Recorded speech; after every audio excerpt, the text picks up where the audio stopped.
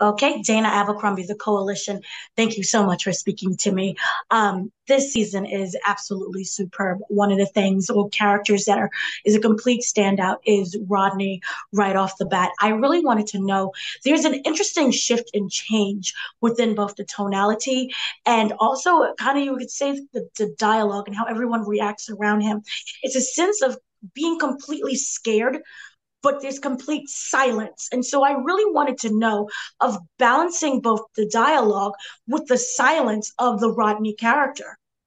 Yeah, I think that Ronnie is, you know, he's one of these people, and I'm sure you come across them in your own life where you just don't even know how to sort of interact with them because they're so sort of socially maladjusted that you can't really wrap your head around them, and that makes them really sort of off-putting, and and awkward isn't even the word. It does sort of make them scary, because you don't know what they're capable of.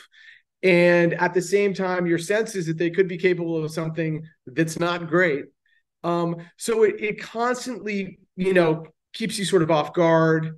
And so I think that's a big part of that character. And like when he's introduced, your point, Dana, we have some voiceover where 50 Cent says, that guy from the neighborhood that everyone's scared of, this is the guy that guy's scared of.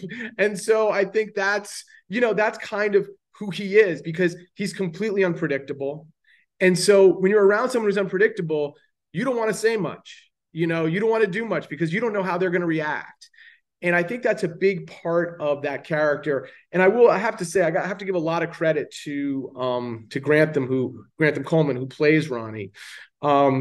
Because, look, we had a sense of who we wanted this character to be before we cast him, but Grantham took the role and really made it his own in a way that I don't think anyone expected, and really sort of, added all sorts of little pieces and quirks and eccentricities and idiosyncrasies to the character that really were just incredible. And I think, you're responding the way you are because of, frankly, his performance.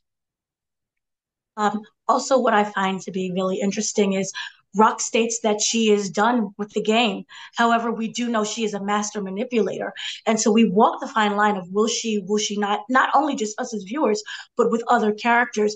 Can you talk about creating that sense of we really don't know, that sense of uncertainty, and also of how to navigate if she does decide to come back?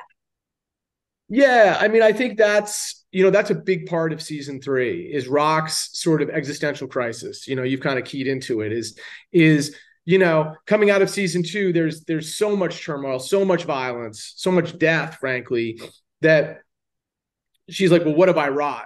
But at the same time, the tension is, who am I? What do I do? It's very easy to say I'm done.